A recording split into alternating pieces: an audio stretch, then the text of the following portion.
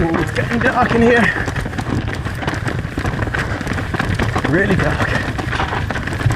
So this is the Insta360 Ace Pro. And now I've done a lot of camera launch day videos with GoPro and Insta360 over the years, but this one has been very different. Typically with an upcoming launch, whatever company it is will send you the camera along with like a little highlights package of like what's new, what's different. And they'll typically caution you against directly comparing whatever that new camera is to other cameras in its class. And that's usually because updates are always so incremental.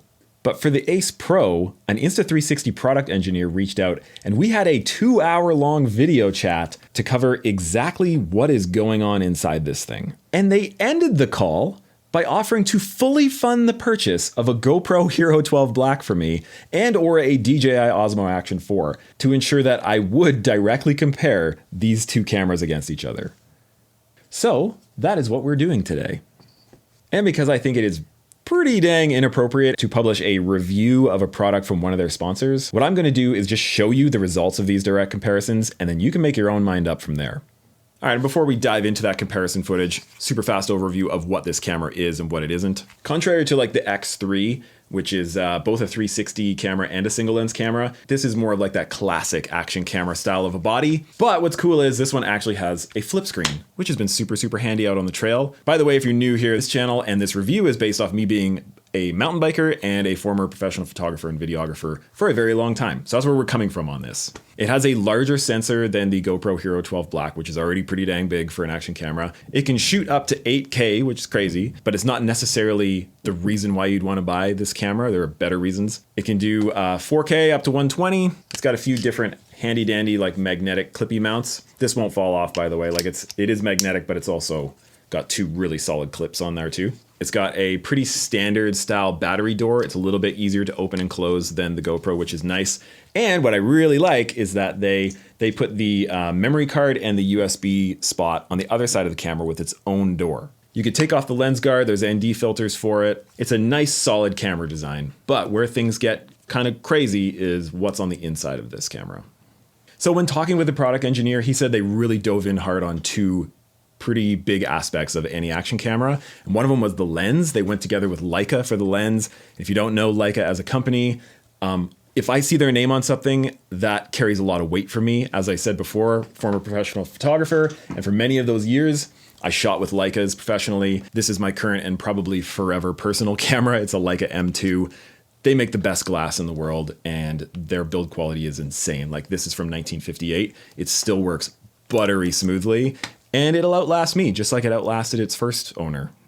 So yeah, they invested in the glass. It's got a really nice wide aperture. It's got a wider aperture than the GoPro Hero 12 Black, mixed in with a larger sensor. And so that alone tells you that it's probably going to be pretty good in low light. But then we dove into the other side of what they were working on.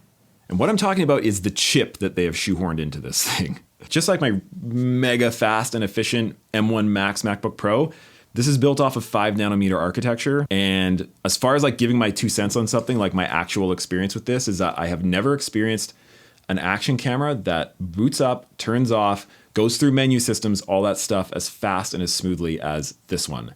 It feels like the same kind of experience for like fluidity and like moving around menus and stuff like that as my iPhone 14 Pro. And that's all well and good, but where things really get wild is what they're using that processor for, with the imagery that's going off the sensor through the processor and onto the memory card. This also automatically goes into an HDR mode when it's in 30 frames and 24 frames per second. Maybe a couple other frame rates, I can't remember which, but definitely 30 and 24, which concerned me a little bit because when I think of HDR within action cameras, I think of what say like GoPros put out in the past where they take a whole bunch of different frames and they mush them together. And so you get weird ghosting artifacts and nothing ever looks quite right. But because of the processing power, it is a frame by frame basis HDR. This is actually taking a ton of data and fitting it within a Rec 709 color space. Basically, they're making it so that you get more highlight detail and more shadow detail within a standard dynamic range video file. This is what it looks like compared to the GoPro Hero 12 Black. Well, let's see. Let's get some like majorly backlit situation. Like so, with the sun in the back. There's a pretty backlit scene. The sun is right behind me. Right, so here you go, and they don't look that different at first glance, but one, I'm seeing about a stop more exposure on the Insta360, which is on the right and GoPro's on the left. But when you go over and look at the scopes, and the scopes really tell the story of what's going on with how much data there is. See that line in the middle? This side is GoPro, that side is Insta360. See all that extra data that hasn't touched the top. If it touches the top, you've lost your data. But it hasn't really touched other than a couple of spots that I could probably pull down. Whereas over here, we're at full peak at the top, like well past peak. As you've seen by now, it is an 8K sensor within this, but just like your iPhone or your Samsung Galaxy, whatever, it's not necessarily made to shoot in 8K mode. They have an 8K sensor so they can do pixel binning, which takes like, a grouping of 4 pixels and then takes all the best data from that and makes it 1 pixel. And it gives you more dynamic range. The image just looks way, way better when you do a pixel binned 4K out of an 8K sensor. But what that also means, when you want to punch in on something over in the distance, like that's one of the things that the action cameras have never been very good at because they have to have wide angle lenses. You can't catch something off in the distance all that well. But with the Ace Pro, they have this thing called clarity zoom where it goes out of pixel binning mode and can zoom in 2 times, but then you don't technically lose any detail because it's going from pixel binned 4K to actual 4K versus every other camera out there at the moment. If you want to crop in, you're losing tons of resolution and detail every time you do that. Let me show you. Okay, so we got the GoPro recording in 5.3K maximum resolution, and the Insta is recording in 4K pixel bin mode. But if I just go and zoom in screen, and we've zoomed in 2x, and we've zoomed in 2x.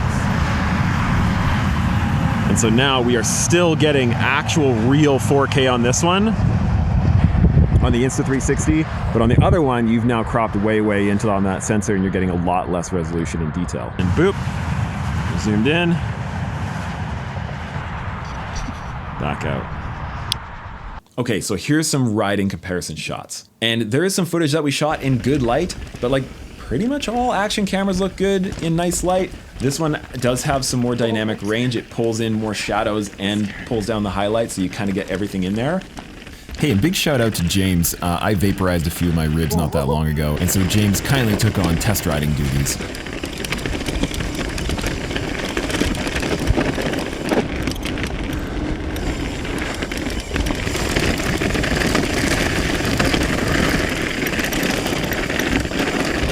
Well, this is steeper than I thought it was going to be. Oh my God! No mountain biking.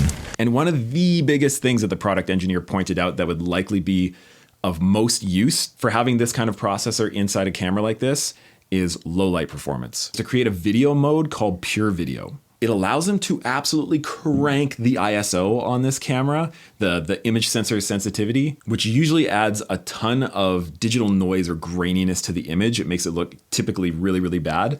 He was saying that as the data is being read off of the sensor, they're able to use AI denoising software before it's encoded. So typically with any other action camera that's ever been made, as far as I know, the image is captured, it's encoded into H.264, H.265 or whatever, and then they're able to do some denoising on it. And that amount of denoising, you can only apply so much after it's been encoded, or else it looks really bad, like really like mushy and terrible. You have no detail anymore, but they're able to do a very large amount of denoising before it's encoded. And so what this all comes down to is that if you're in a low light situation, like out in the woods, you can put it into pure video mode and it's able to crank the ISO. So it's able to crank the shutter speed, which means you get way better image stabilization without it looking brutally terrible.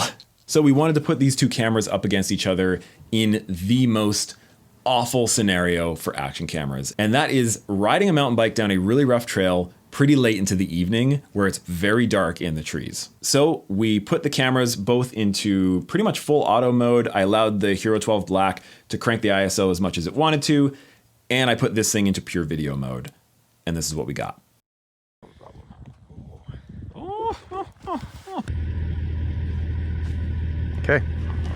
Okay, sweet.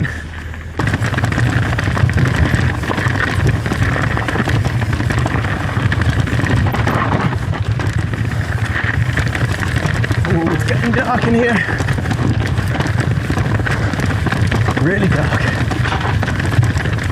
Oh, it's getting dark in here. Really dark. Oh, it's getting dark in here. Really dark.